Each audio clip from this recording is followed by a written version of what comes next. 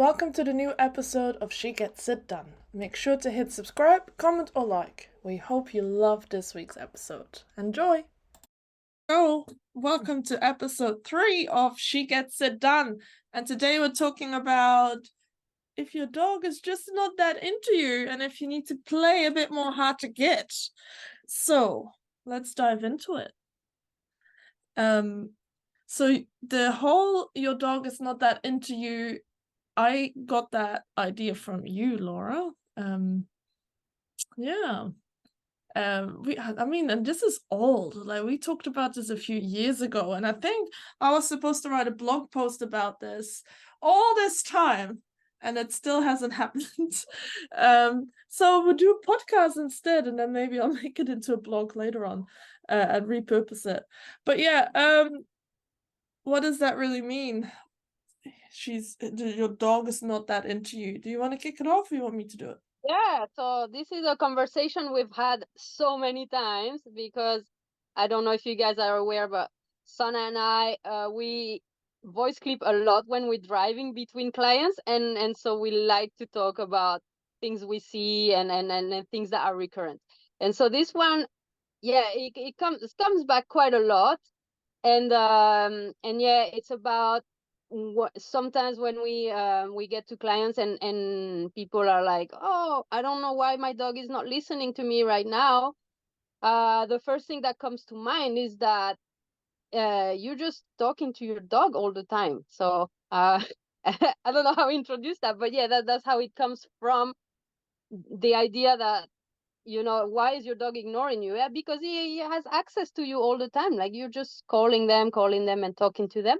Yeah. So I Yeah, think what so we're talking about, right, to explain a bit, is the dogs that are interested in you inside the house, but the moment you leave the house, they basically act like you don't exist. All right, those type of dogs.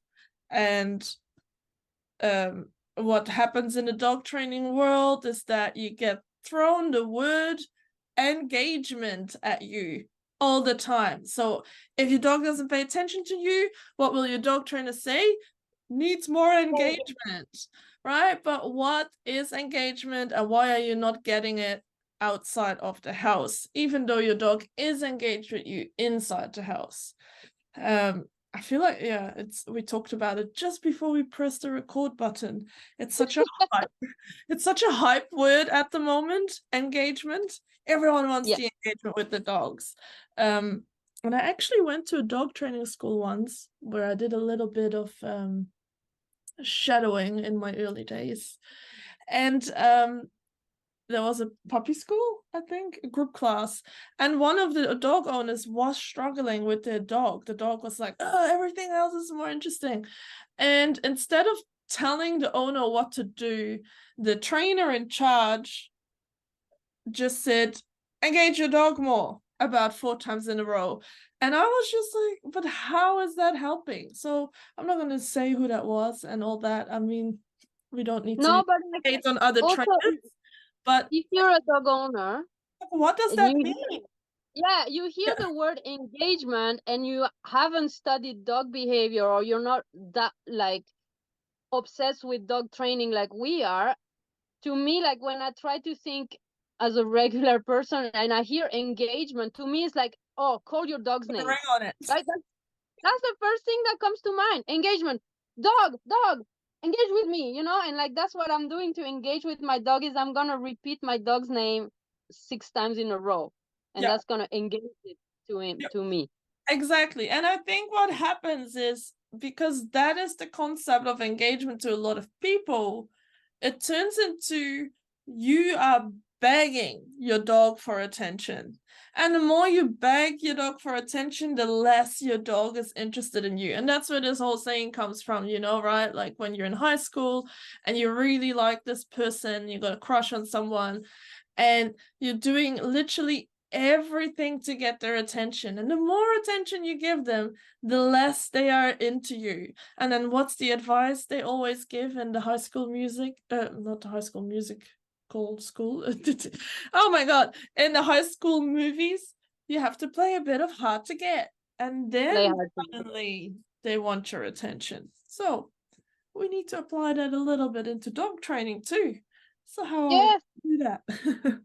How do we play hard to get with a dog that's always there? Exactly.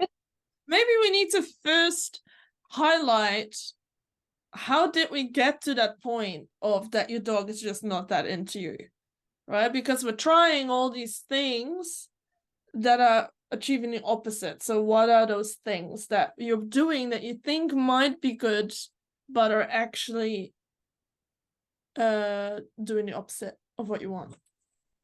Counterproductive. Well, first thing, calling your dog all the time for everything and anything. Yeah. So using your dog's name. Second, constant petting Yeah. as well. Touching. That's a lot. And the one we were talking about before is always noticing what the dog is doing, always remarking on it, always being aware of what dog is doing. I think that's something turns into you constantly talking, because we can example it, right? Like how you did earlier when a dog is sitting outside and they're like, oh, what are you looking at, buddy? What's that? Is that a bird? Blah, blah, blah, blah. Like your dog doesn't speak English. They're not going to reply to you. So you might as well have that conversation in your head instead of out loud. And that way you don't become white noise to your dog. Because that's technically what's happening, right? You're talking so much all day long that your dog doesn't know when you're actually saying something important. They just tune you out because you're just talking anyway. So I might as well not listen. Except now when they do have to listen, they don't realize it. Yeah. I think that's where we all get lost a little bit, is that of course we take a dog to live with us because we want a companion, and it's actually really okay to talk to your dog. Like it's nice for a lot of people, and especially people that live a bit alone. You want to go home and tell your dog about everything that you want. But I think there's a nice middle ground between always commenting like you're some sort of radio commentator of your dog's life. There's a difference between that and like sharing meaningful stuff with your dog when you talk to them. So there's got to be a middle ground. So I think the fact that your dog is not that into you when you go out of your house or when you go somewhere new, sometimes comes from the fact that you talk so much all the time to them that if you go into a new environment and your dog is excited about something else, whatever you'll be saying is like, yeah, but you're talking all the time, so this is not important to me right now. That's it. So, Yeah, like how you explained that. That was good. So that comes with excessive talking and excessive attention, I think, and too much access. So a lot of dogs, especially since COVID, have owners that work from home, which means your dog is often with you the whole day. Like how many of us have their dog in their office when they're working from home? Yeah, like that happens a lot. I'm not saying you can't have your dog in your office, like you can, but it's more that some dogs are literally glued to their owner. And if you have access the whole day to someone, then when they go out, they're like, oh, whatever, I can get you for free at home anyway. So now I can actually be entertained by everything else that's out there. Because when I get home, I have you. So I don't need to worry that I don't have you here. Yes, I feel like we need to find a balance in that we say, all right, maybe 2 hours a day you go in a crate. Or I close my office door and you have the rest of the house if your dog can behave. Yeah, and I'm just gonna have some alone time. Or at least I think that's something that a lot of dog owners struggle with. I think it's healthy, and if it's just too many people, it just doesn't even compute that you can be in the same house where your dog is and not be in the same room. Like that's something that's when I talk to people sometimes about, and they're like, oh, I didn't even think that was a possible thing. If I'm home, my dog's there with me. Yeah, that's and sometimes it's funny. Like I did a post just yesterday about, oh, look, my dog is following me to the toilet, right? And Yeah, that's cute. funny. And it's okay. It's not going to make like a massive difference. But if you can never go anywhere without your dog, like I make that joke, but at the same time, Lennox, who is the one that followed me in the toilet, knew we were going for a walk the moment I was done. So he was like, oh my God, let's go, right? But if that was in the middle of the day, he'd be sleeping on the couch, and I can walk and I can go into the kitchen, can walk through the house, and he just stays on the couch and has his nap. Like he is glued to me like Velcro. How some, like I know I've had clients that say that their dog even follows them into the bathroom when they're having a shower and they sit right in front of the shower. Like that's not okay. Tell your dog to piss off for a little while. It's fine. Like they're not gonna die the 10 minutes you're in the shower. It like boundaries. You don't need to be stuck to me all the time. And like, yeah, for example, in my house right now, I have 3 dogs. None of them is in the room, and it's not forbidden. The door is open, but they don't like that the sewing machines, so Yeah. they don't come here. But I also don't invite them in. If I call them in, they would come and be like, "Oh, please don't use the machine." But this is something that I raised them to be independent like that because of this, because I want them to, whenever I need them to listen to me, it's special. Yeah, it's like, hey, want to come into the room? Oh my God, she's inviting me in. Yes, I'm coming, you know? So it's different. Less access creates that that your dog will want to be more with you when you give them the access, because it's like, oh yay, she's talking to me now, cool. Yeah, isn't it the saying like absence makes the heart grow fonder?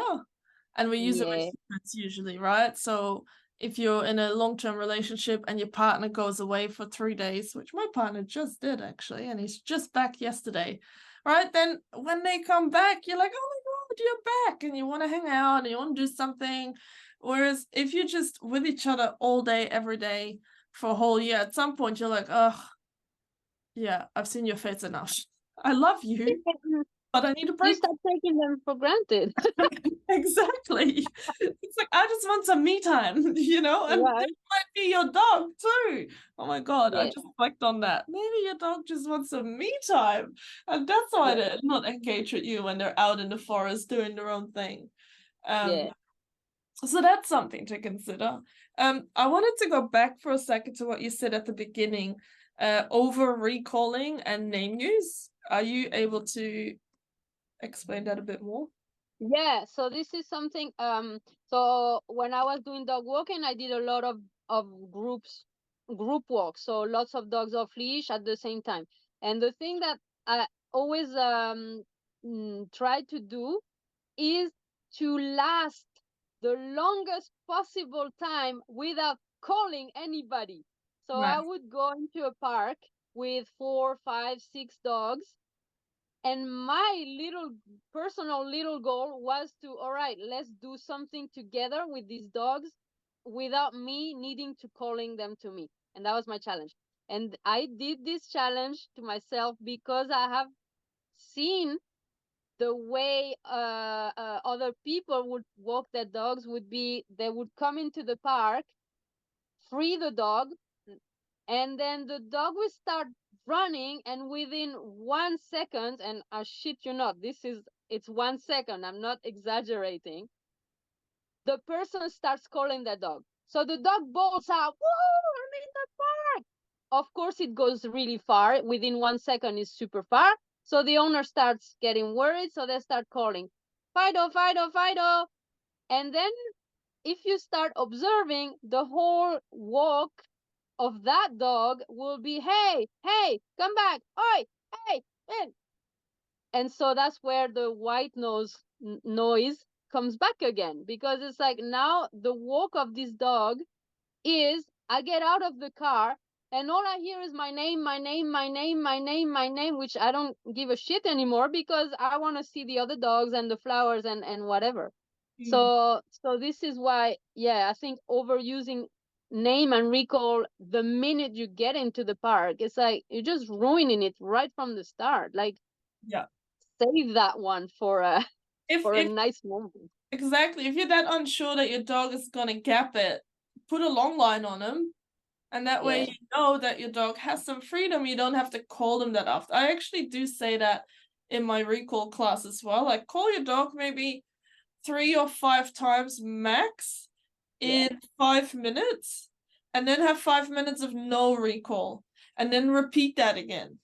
Yeah, that Yeah. means do 1 recall per minute, which is, you know, if your session is about recall, I want my dog to be, like, aware of me, like, that's a good way to get Yeah. some reps in without pestering the dog, because it does turn into freaking pestering. It's like, just leave me alone. And that's why they start blowing you off, because they start finding you annoying.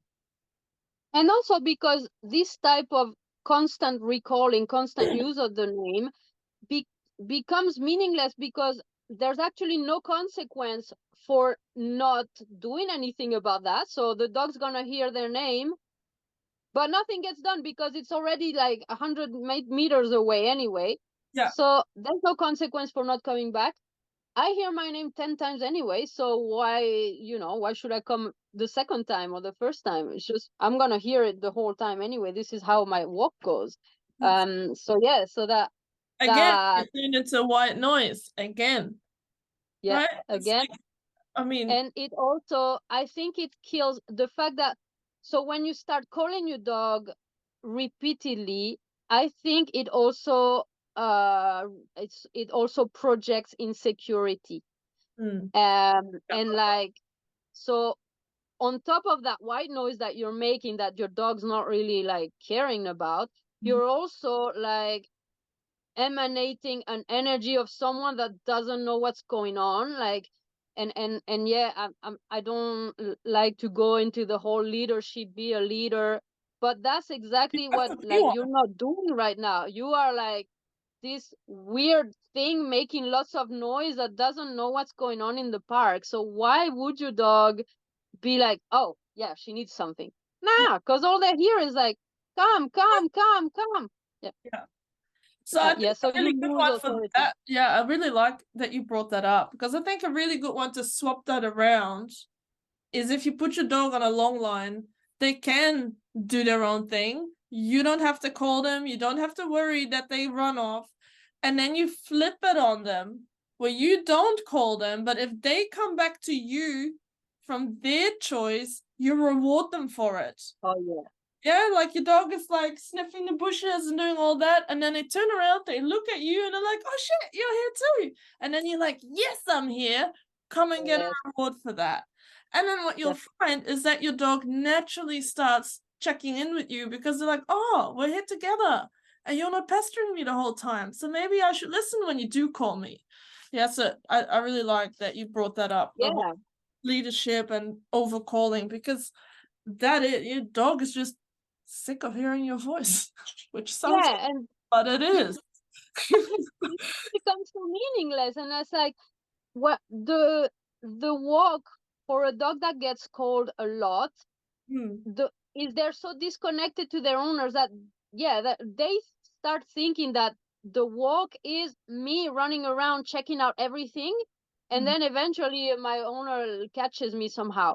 yeah. But if you start doing what you explained about the long line, and that letting your dog finally figuring out that coming back to you is actually more fun, Hmm, then your walks start becoming a team thing. It's like, oh, when we go out on walks, I check in with my owner. They give me treats, or they throw me a stick or a ball, or hmm. anything that you do with your dog. Then without like pestering them, becomes a teamwork. It's like that's what we do. We do That's why that yeah, together. that's why we have that little bit of hard to get. We're just gonna be like, you know what? We'll just ignore you.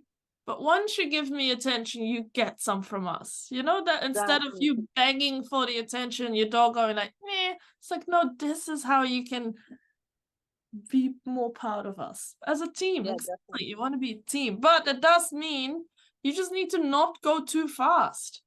If you're worried that your dog is going to check out on you, then he can't go off lead. Simple as that. And I guess it's also figuring out, where are you going with your dog? Like, even if I would go to a dog park with my dogs, which I never do, because I don't like it. But if I would, with Zelda, not with Lennox, even I would probably at the beginning need to work through that. Like, she never goes there. So for her to go to a park where there's 20 other dogs, she's going to be initially like, fuck you, mom. This is so exciting. And then I need to give her that few minutes. And then she's like, oh, okay, cool. We're here together. Yeah. But again, I never take it to something like that. So that would be her ultimate. Oh, this is tricky to listen to mom still, right? But we need to work up to that. You can't just go from in your living room to a crowded beach and hope that your dog finds you the most interesting, because you're not. You're not the most interesting if there's dead fish and other dogs and people and someone having a picnic on the ground. Like, that's all really interesting. Yeah. So yeah, work at your own level, and yeah, do it gradually. Like I remember with my dog, I didn't let Toki go completely off leash until I think he was almost 1. The first time he did a Same with complete Zelda. off leash. And you know what? Like, he's 9 years old now, and he has the best off-leash recall I've ever seen so far, and that I've ever created, because I helped doing that. And when people ask me what I did, I had my dog on a long line for a long time, and it was drill, drill, drill. When we go out, you're with me. When you go out, you come back. When we go out, you, like, I ignore you, but if I call you, you come back, things like that. Yeah. And now it's just automatic. So And he yeah, checks you have in with to you. take that He's time. just like, oh yeah, cool, we're here together, because Yeah, she it created that checks in. bond. It checks in all the time. And he didn't learn that running off was worth it. Yeah, it was never worth it. Yeah, no, because he didn't get the opportunity. Oh yeah, well, but you Exactly. know, No, but that's it. Yeah, you set them up for success. So in his position, the way I raised him, it was like that. Like, running off from me just never happened. And because it never happened, he was never able to compare something better than coming back to me. Coming back to me was always the better option that he was given. yeah, So yeah, if people are listening and they're starting with a puppy, like, I urge you to, like, do that. Be the better option that your puppy's gonna get. exactly. Even though it's so tempting to go to the beach and let them play with all those dogs, you're literally teaching your dog, if you run off and you have so much fun with that other dog, and I call you 20 times, but you don't have to come back, that's like a massive learning point for your dog, that they can ignore you. Yeah, it's like, it's the same if dogs eat from the countertop, like your kitchen countertop. If they manage to steal a steak from there, they're going to be like, hey, you know what? That's going to be worth it. I'm going to try that again, because you basically gave him the jackpot. And the same with it, if a dog runs off on the beach and they're going to have fun with other dogs, and you're standing there like, oh, dog, fun, and nothing happens. They're just like, oh, I can just come back whenever I want to. And then we just carry on our walk. Nothing happened, you know? So Yeah, you just can't compete with that. Yeah, that's it. Yeah. So yeah, you gotta find a way to be in places where you can ignore your dog, to the point where your dog remembers that, oh wait, they're not calling me. I want to see what they're doing, because they haven't called me in such a long time. And then they come to you. Yeah. You know what I do like to do, and I call that my oh shit moment? I love to give the dogs a oh shit moment, where they're off lead. You know, when they get to that point that you're off lead and you're in a quiet area where there's no one else, and they're like off gallivanting, and you hide. You hide behind a tree or something, but you can still see your dog. But they turn around and they go, oh shit, where's my mom? And you just see them kind of go frantic, and then they'll find you, right? Because either you come out or they use their nose, whatever it is. But that's a really good moment for your dog to realize, I better pay attention, because they just disappeared on me. Yeah, and I mean, don't do that too early, please, because some dogs will be like, okay, cool, I do it in a safe place, in a safe environment. Check the room. but that's I find that's a really good way as well to make sure that your dog realizes, oh, I better keep checking in. Um, Yeah. I actually had a client once that had a dog that was really, really good off leash mhm, until there's another dog in the park and then there was no one. And then one time we went to a park and I put that dog in a really, really long line because I wanted to see kind yeah, of what the dog would do. And then, so the dog bolted as expected, and we had him on a really, really long line. So eventually got to the end of the line, and and I said to the owner, all right, leave the line there and let's move along. And like we changed ways, and I shit you not, the dog came running back to the exact place where the owner was when they left. Like, yeah, so when the dog bolted out and we moved away, the dog came back and he was like, where's my owner? And that's the moment where I said to the owner, oh, you never trick your dog. Your dog thinks you're always gonna be where exactly. where, where you were. And I was like, I never do that. So for me it's really weird. But I was like, you never tricked your dog? Like you never change directions? And she's like, no, I just stay here. So I make sure that my dog knows where I am when they Yeah, finally decide to come back. exactly. And No, so let's stop it up again. This is a matter of how to get playing. It's like, you know yeah, what? I don't care where you are. I'm gonna get out of here, and you'll see me. exactly. And it Don't makes your be dog there. exactly. Yeah. If you bolt out on me, I'm not gonna be there when you come back. So you better pay attention to where I'm gonna go because I won't be in the same spot. I That's like that one. I do it all the time, always in a safe environment, I was obviously, gonna but say, please this do is not do a this in a public constant. Yeah, park or a busy park or yeah, a busy no, beach. Like a place where I've done it is a fenced dog park and there was no one, but there's lots of trees in it. That was like a yeah, hired one, the one on Sniff Spot, which was great. Like yeah. spots like that. Um, yeah, again, safe environment, disclaimer, disclaimer. If I knew how to do it, right? I don't know how to do it. I would now say disclaimer and it would pop up here, but I don't know how to video edit it. So if This is your anyone knows disclaimer. exactly, red banner only in a safe environment. So just imagine it's there, guys. All right. So that's the oh shit moment. So do we have some other tips that will help with increased engagement when you're out and about with your dog? We were talking about food. I like to use food when I'm out and about with dogs, not as a food dispenser. So here, I think this is the difference. Yeah, food dispenser to me is the same as repeating the name, repeating the name. It just becomes meaningless. Like after giving your dog 5 treats, your dog's like, yeah, whatever. I'd rather go and run after a rabbit, because I'll come back and you give me food anyway. That's it. So yeah, so make the dogs work for their food. Make your food meaningful when you go out. So one thing I like to do is, for example, when I'm gonna start my walk, I get my dogs to be nice and calm, and I give them a treat. And it's kind of like going, there's more of these. Mm, For anyone that behaves really good and comes check on me, there will be more of those. So I give one each and then I'm like, okay, off you go. And then the dogs are excited, they explore, and I don't call. And mm, because I don't call, I don't give treats like a candy shop because they're doing their thing. And as long as it's safe and there's nothing around that I can like just let them, I mm. don't give food.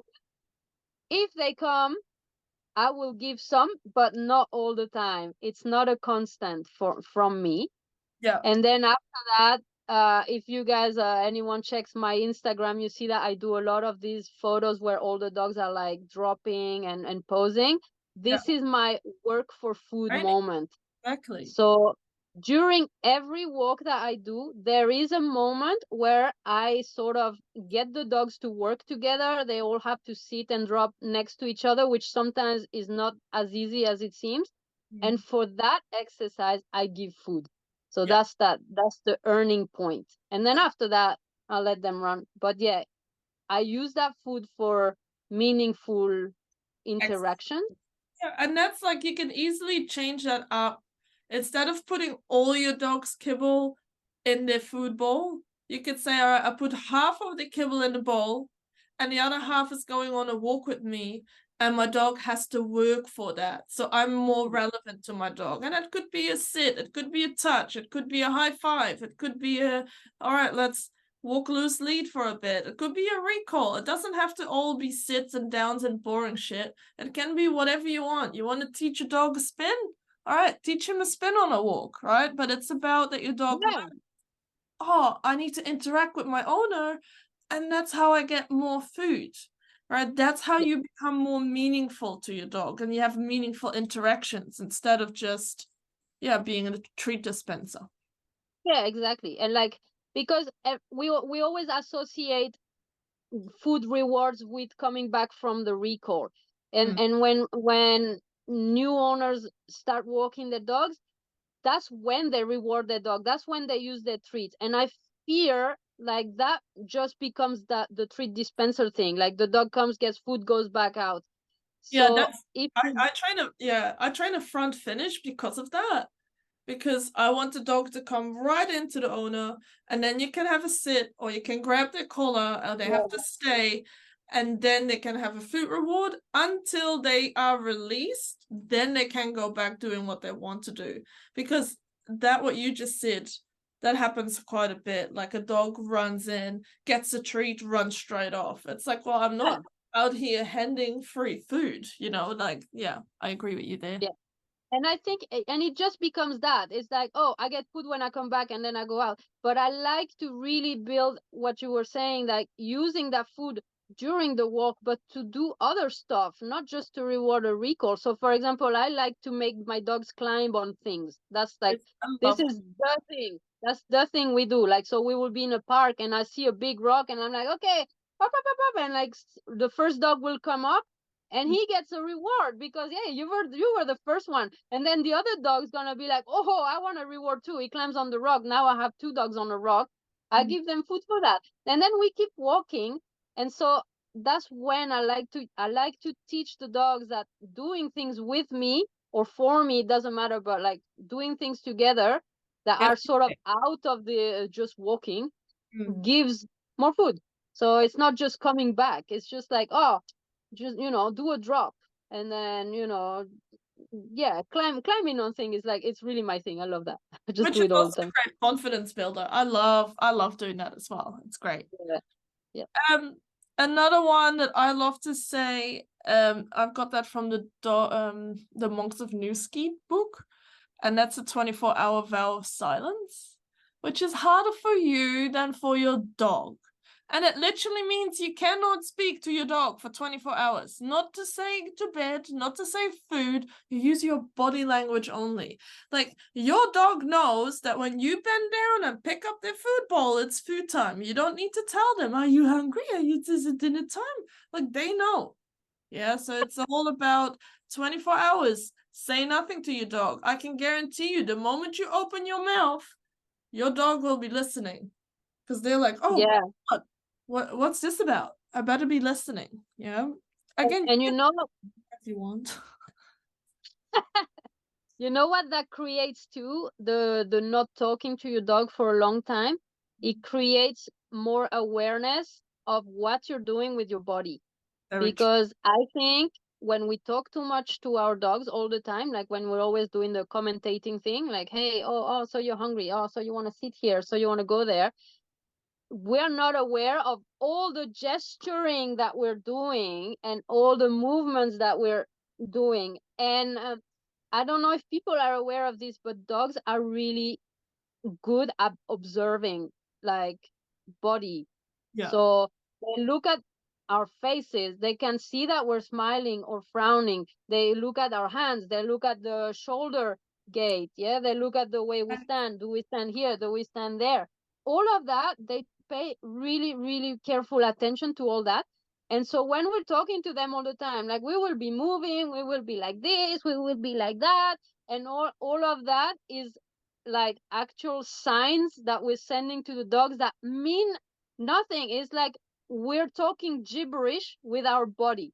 And so when you stop talking with your mouth, suddenly you become more aware of what gestures you're doing, because if that's the only way you want to communicate with your dog, then now you're more aware. So now you're gonna be like, if your dog's jumping on you, you're gonna be like this. Or if you want your dog to go to the crate, you're gonna send them away with your hand, whatever. Or like with me, it's my eyes, yeah. Wherever I'm looking, that's where my dogs are going. If I'm in my house and I send them somewhere, I'm gonna be like, and they go. I don't need to tell them anything because that's what I've built, yeah. I'm not saying everybody has to do that, but it works. Like it's, if you stop talking to your dog so much, they really look at what you're doing with your body. Definitely. Yeah. So the other tip we already said, rewarding natural check-ins and ignoring your dog a bit more often. Like your dog doesn't need to get the attention all the time when they want it. You can make your dog wait. If your dog comes up with a ball while you're in a meeting, tell your dog to back off and come back later. Yeah. yeah, you know what I do when I'm like, if I'm busy and a dog brings me a ball, and like I take the ball and I'm like, to the shelf it goes, and don't fuck with me, you know, like I'm busy. So yeah, the ball disappears, and now my dog is like, oh shit, you know. And what happens after that? They don't bring me a ball anymore, because what happens if they bring me a ball? I put it away. So you're the that Grinch. doesn't. You're the Grinch of dogs. I know, I'm mean. I'm the queen of mean. No, because But then what happens is your dog stops begging you for attention, and then what can you do? You can take that ball when it works for you, because now you know, hey, my dog wants to play with the ball. So now I'm gonna pick it up and I decide, all right, let's play with the ball, buddy. And now you like, hard to get. No, I don't have to right now. All right, now we can do it. You create value in you. I know it sounds like you're an absolute bitch to your dog, but that's not what we're trying. We're not trying to tell you here, be a bitch to your dog. It's just put in some boundaries and you will reap the benefits. and being Really available. Yeah. So, and I think I like to contrast not being available at home where I am accessible, so that when I go out in the world, then I am super available, super accessible. So for something that my dogs will do in the house, like coming to me, bringing me a ball, trying to get a pat, I would totally ignore this in the house, so that when I go out and they do the same, they bring me a ball or they want a pat, then I give them attention then, and they're like, oh my God, it's working. She's giving us attention. But for this to work, you really need to be like, be less accessible at home where it's easy, so that when it's not easy, your dog is happy that you're giving them that attention. So just create that thing. That's it. And That's it. I think that's it. That's it. Yeah, I think we covered most of it. Good. And we have less than a minute left. And we have less than a minute left. So let's do the outro then. I think that was all we needed to say. Thank you so much for listening. Subscribe, like our Instagrams. I'll link it in the subscription, and I hope you enjoyed. If you don't understand something, comment. If you liked it, comment. If you hated it, comment. Like, do something. Yeah, and try. We are happy. That's it. Happy to help, happy to comment, happy to talk some more, happy to explain things you didn't understand. All good. All right. Thank you so much, and we'll see you next time. Bye. Bye.